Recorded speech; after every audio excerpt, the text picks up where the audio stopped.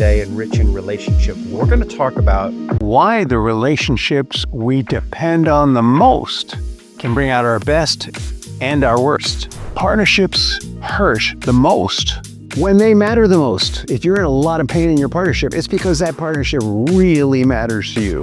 The pain is not the problem. It's the absence of a shared structure for handling stress and therefore growth. Welcome to another episode of Rich in Relationship. I'm your host, Rich Heller, and once again, Happy New Year. This is the first week of the new year.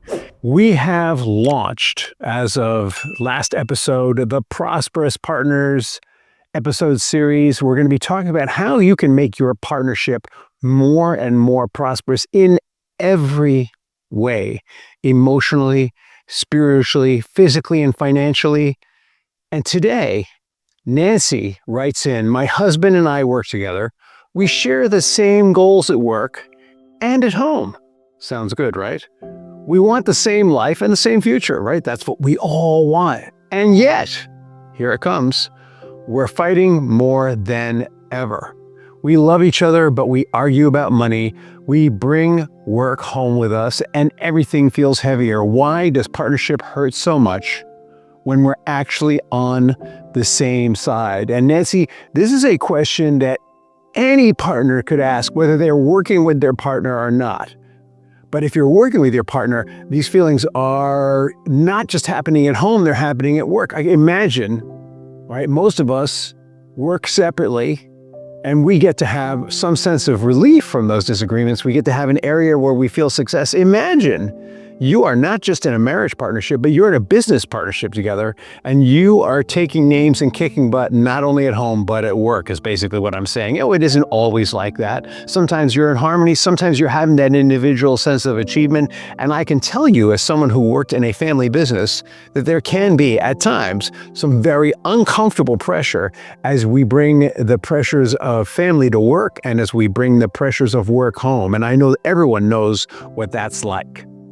So let's answer Nancy's question, all right? In the new year, these kinds of concerns are amplified. There is a reason why in the divorce industry, they call this right here, January, February, March, the divorce season. It is because all the tensions that were bypassed in November, December, and January 1st now come to light. There are no more holidays to make everything good and right for.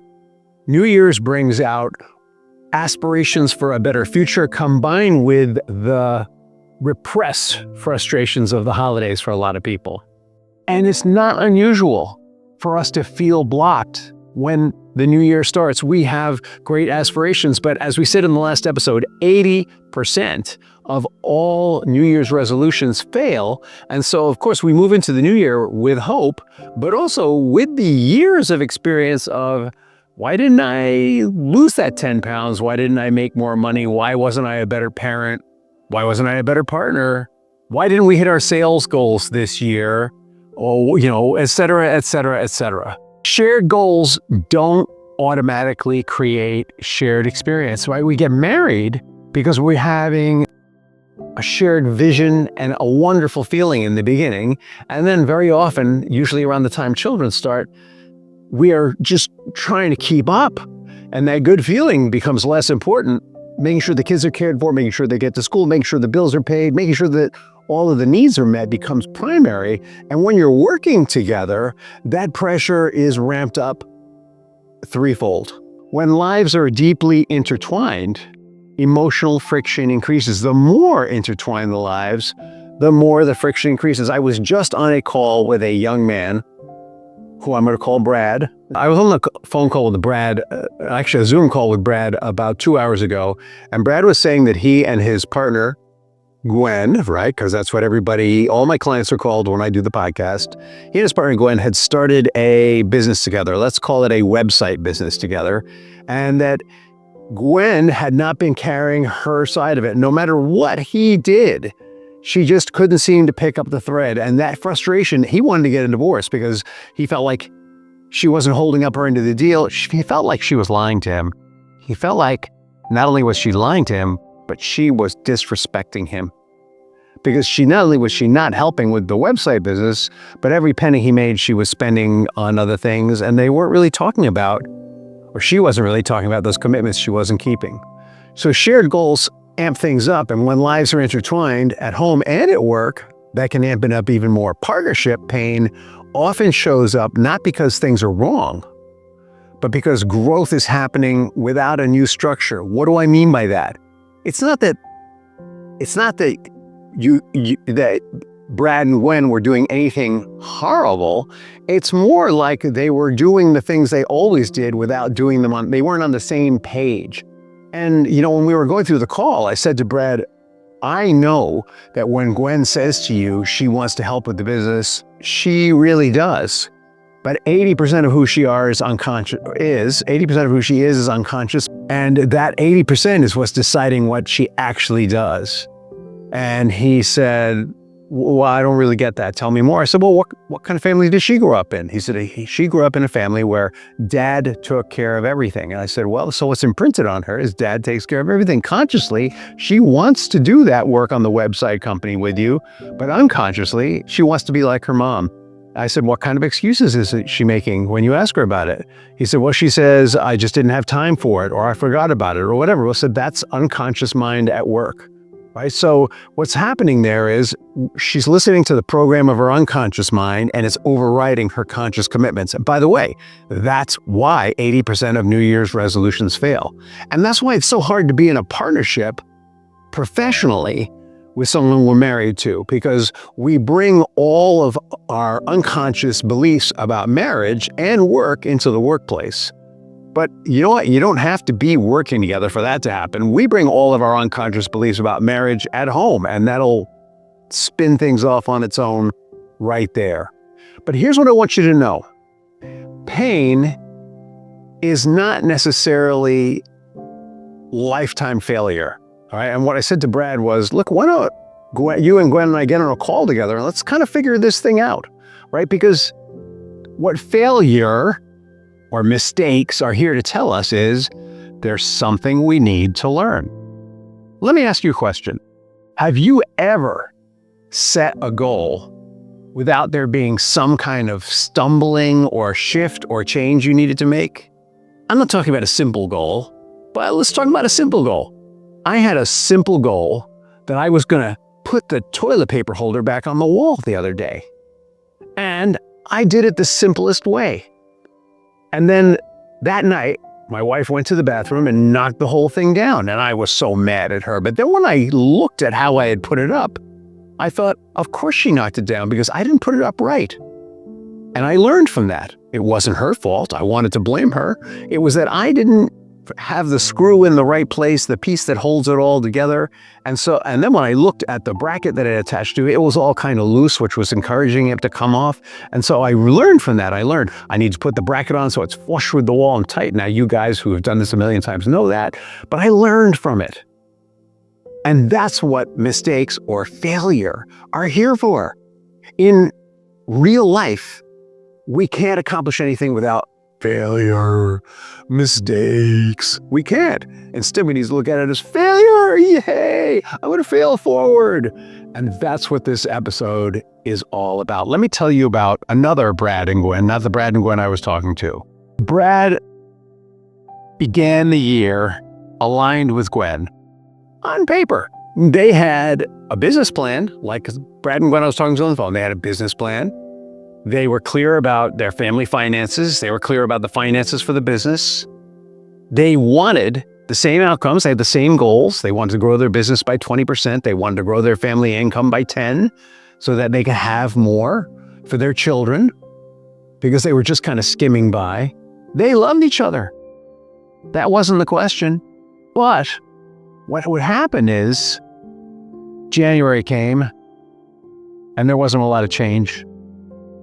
And just like when I put up that piece in the toilet and my wife knocked it down, the first place I went is, how could she do that? I went to blame. Brad started to blame Gwen. It wasn't actually Gwen's fault, but he started to blame Gwen.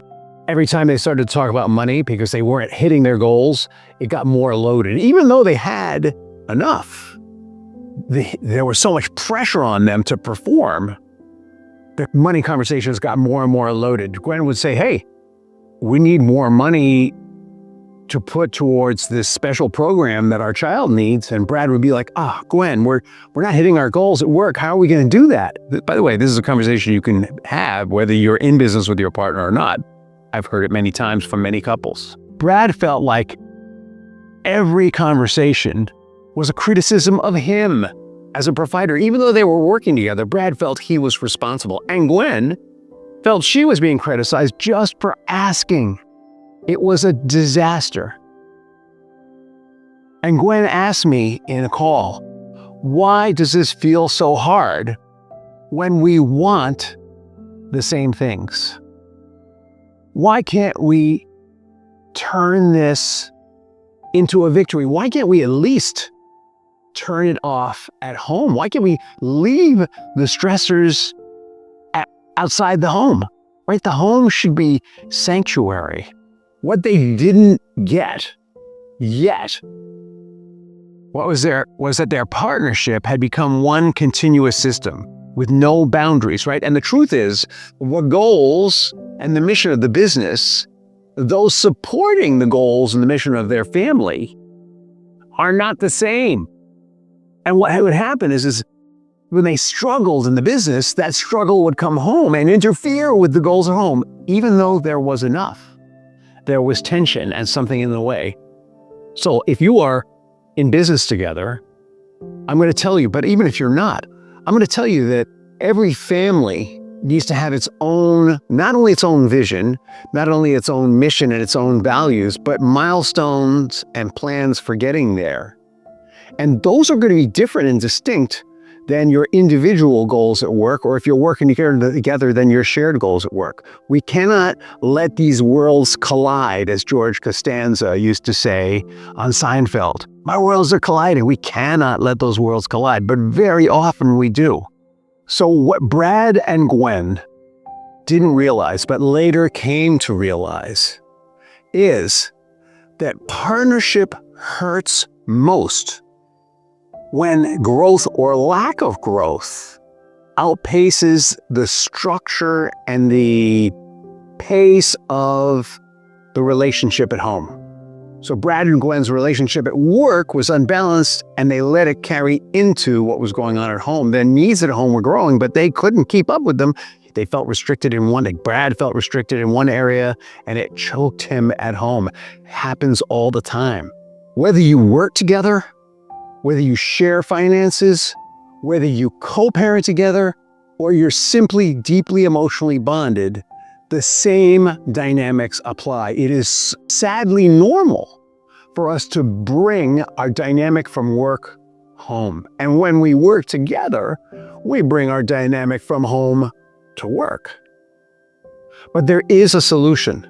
There are activities we can take as partners. All right, so I'm gonna throw you a bone here. It's not all pain. Let me give you a little hope.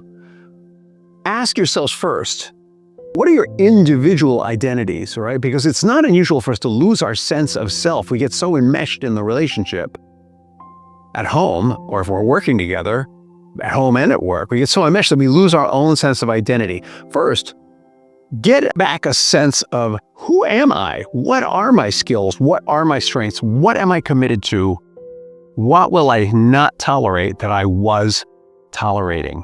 Next, I want you to ask yourself, safety. Do you feel safe? All right, when things are upside down at work, we often feel unsafe when we carry that home, and that sense of inconsistency, of the lack of foundation, comes home with us. We destroy safety at home. And you all know what happens when safety is destroyed at home. We stop having caring conversations. We start having triggered, activated conversations. By that I mean, I'm going to win, you're going to lose. I'm right and you're wrong. That is a triggered and activated conversation that will go nowhere. It destroys partnerships, because if you win and your partner loses, you lose. Why? They're your partner. It won't work to argue from that place. That is a no-win position. I'm going to win, you're going to lose, is actually, we're both going to lose. I may feel like I'm winning, but I'm destroying myself by making you lose. Power Who decides where when the pressure rises? Now, this piece is for people who are in partnerships in both places. If one of you is in charge in the workplace, maybe the other one needs to be in charge at home. And you figure out what the boundaries are in each place, but there can only be one leader. There can only be one primary partner. Now, I've said in many episodes of Rich in Relationship, in a healthy marriage, the household has many areas, many kingdoms within it, and the husband is going to be king in some areas, and the wife is going to be queen in other areas, meaning the husband will bow to the queen in some areas, and the queen will bow to the king in others. We're getting pool renovation prices, and I am trusted with this because I know a lot about construction more than my wife, and so I am the king. I don't make that decision alone. I make it with advice, with talking, but my expertise is trusted and bowed to ultimately. Within the household, there will be that. And in the workplace, if you're working together, that may also be true. It's not unusual for one partner to be really good at details and the other to be good at big picture. So you will bow to the big picture person on the big picture things, and the big picture person will bow to the detail person on the details. But when there's conflict, we forget that. When there's conflict, we want to take all the power for ourselves. When it stops feeling safe, we take all the power. Next area to think about is attachment. Are we attached to each other, feeling connected? Connection is a better word than attachment. Are we feeling connected? Are we connected and moving together, or are we disconnected, disattached, and moving apart? When pressure increases, especially at the start of the new year, unresolved problems surface, right? When the identity, safety, power, and connection are disrupted, the areas that come up are always first, money. 76% of all marriages fight about money. Second, work can follow you home, whether you're working together or not. People bring their attitude and their problems from work home with them. Never works out. Love gets lost in stress and conflict. The pain is not the problem. It's the absence of a shared structure for handling stress and therefore growth, right? If you're not managing stress is either building resilience or it's tearing you down. And in all these situations I'm talking about, it was tearing Brad and Gwen down. But here's the good news. Brad and Gwen came and worked with us, and the first thing they did was they learned how to stop the fight, is what we call here. The fight is what I was describing to you. I'm going to win, you're going to lose. They learned to go to their own corners and reset, right? When the fight starts, there's a whole chemistry, and there's a part of our brain we hang out in, and it's almost like we kamikaze pilot. We can't stop the nosedive unless we pull up and go into clear skies separately, and when we come back together, we can learn to fly together in harmony again. That was the first part. So they stopped the fight. And then they stopped trying to avoid the real pain, all right? The fight was painful, but the real pain was getting that not only was there failure and frustration, but they weren't taking the time to actually dissect it and learn from it. The failure was that they weren't separating work and home. The failure was that they weren't trusting in each other's expertise anymore. They learned to separate work conversations from relational ones. They learned to create clear transition rituals between work and home. Some of y'all need to do this. Some of y'all are going off to work and you're coming home with a black cloud over your head and just dumping it on your partner. Some of y'all are working together with joint black clouds and bringing that home for your children to participate in. You need to leave that stuff at the door. When I was in a coaching training program, they told me there was a study that showed that if you had talked to a tree before you came in the house, that you were more likely to just talk to the tree and say, wow, I had a crappy day at work, but I'm going to leave all this here at the door, and then walk in the house. You were more likely to walk in with a smile on your face and a better attitude. The tree didn't even need to talk back. But what Brad and Gwen got from this tree was they got strategies for managing when they're triggered, strategies for leaving that stuff at the door, strategies for taking off the emotional clothes of work and putting on the emotional clothes of their loving parental partnership. They restructured their relationship with work and kept that separate from their structure with home and got clear about what the legacy was they wanted to leave behind for their children at home and how they were going to get there and how to stop having these things interrupt and have them support each other, how to have work support home and home support work. They redesigned the way they made decisions, period. They slowed their reactions long enough so that they could talk about the real pain and learn from it and grow from it. And here's the fact. You cannot move forward without first letting go of old emotion and old beliefs. They learned how to do that. Second, creating a new strategy once you've cleaned house. Third, acting. And fourth, keeping your eyes on the prize as you move forward. Brad and Gwen learned how to do that here. And Gwen said, I stopped feeling like I was always on. And Brad said, once we had a way to handle pressure, conflict stopped feeling personal. Pain never goes away, but here's the thing. Pain is necessary for growth. You go to the gym, there's some pain involved. When you run and push yourself, there's some pain involved. But suffering is optional, and suffering is that thing we do to each other when we try to dump our pain on one another. I'm going to say that again. Suffering is that thing we do when we try to dump our pain on one another. Sometimes suffering is what we do when we whip ourselves for making a mistake instead of stopping to learn from it and let go of whatever it was that was in the way. Partnerships hurt the most when they matter the most. If you're in a lot of pain in your partnership, it's because that partnership really matters to you. It also could be that you have something more than what Brad and Gwen were talking about.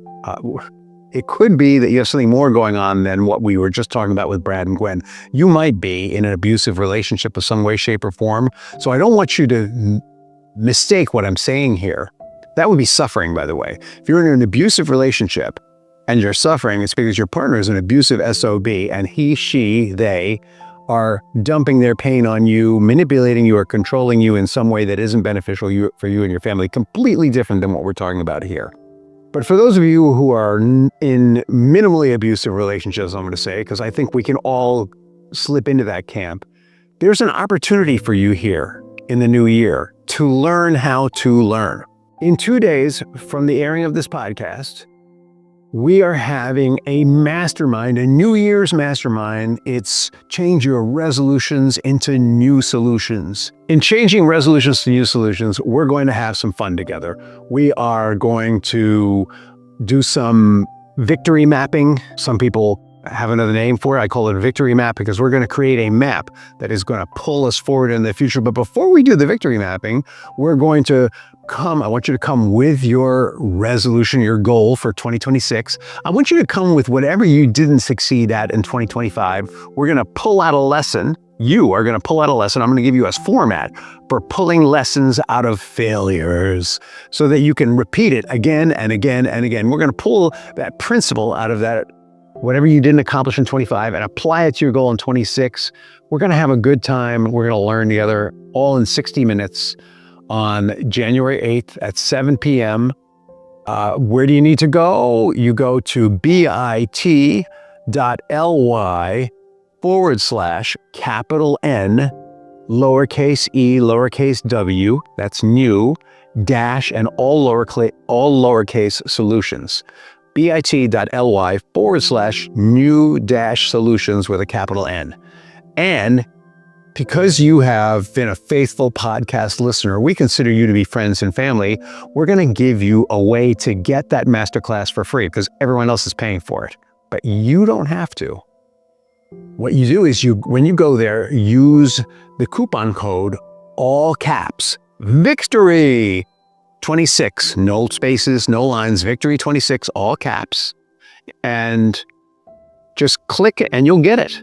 And if it asks you for a credit card, don't put it in there. You don't have to. Just let it go through and you will be signed up and get all the information you need to come. And we're going to have a great time. If you're coming together, if there's 2 of you coming, use separate screens because you're going to want to make your own victory maps. And afterwards, you can make one together if you like, because you'll have the format. Now, if you're looking at this after January 8th, maybe we're going to find some way to make that Victory 26 New Solutions Masterclass Evergreen for you. You know what? We'll probably put it up on our free relationship group, The Bridge. We'll probably put it up there for you. And if you want to join that free relationship group, go to richinrelationship.com, richinrelationship.com, and you'll see an opportunity on the website to join the free relationship group, The Bridge, and you'll find the evergreen version of that masterclass there, and you can hit it again. All right. It has been wonderful speaking with you. Have an amazing day and a fantastic tomorrow. And I look forward to seeing you on the next episode of Rich in Relationship.